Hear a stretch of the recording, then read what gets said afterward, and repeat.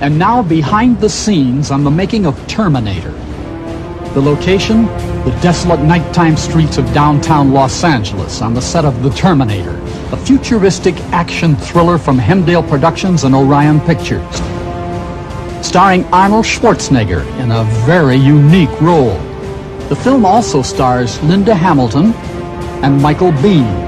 Based on a screenplay written by James Cameron, the director, and Galen Hurd, the producer, Arnold Schwarzenegger plays the Terminator, a cyborg, part man, part machine, who has only one purpose: to return to the present to prevent the future.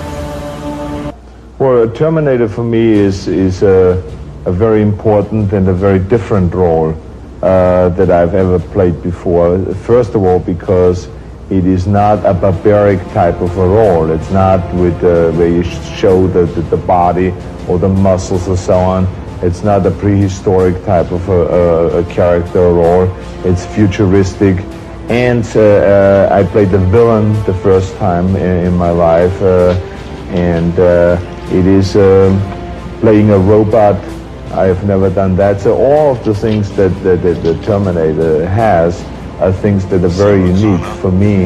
And I never thought the time will come where I will be looking at photographs and I myself would ask myself, is this me or is this the dummy? There was no way of telling the difference. And it was really weird. And only and out of 10 times when I was asked the question, I must have been wrong 6 or 7 times. So this is how close this was, or exactly a resemblance of my face and of my head. So it was really amazing. Even in the film, there was no way of telling.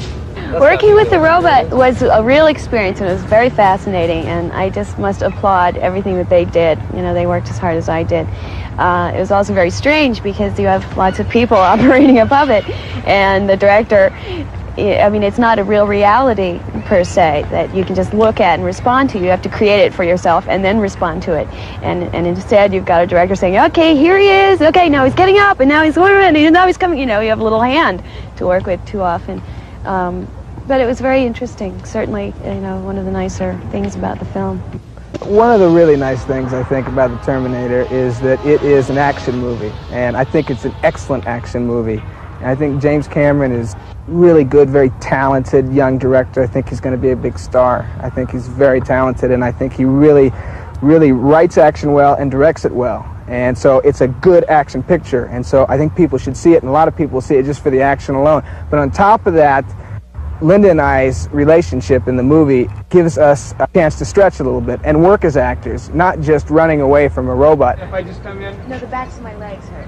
No. That's all right. Oh, that's good. That's because they haven't had enough exercise. It's okay that we don't have to match this, so I can come in Right, like this. exactly, right.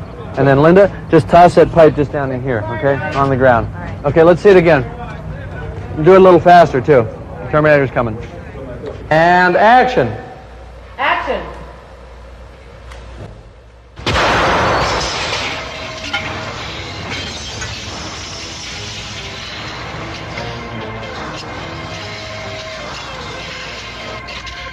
Cut! Cut! Once again, Arnold is brought in for a close-up shot from the sidewalk after being thrown over the cars.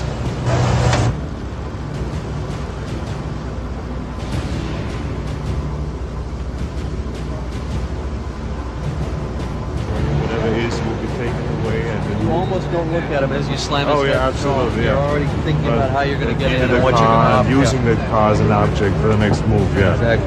Yeah. Exactly. A discussion with Jim, Arnold, and the actor playing the police officer takes place to rehearse and time out exactly the physical assault on the officer in the film.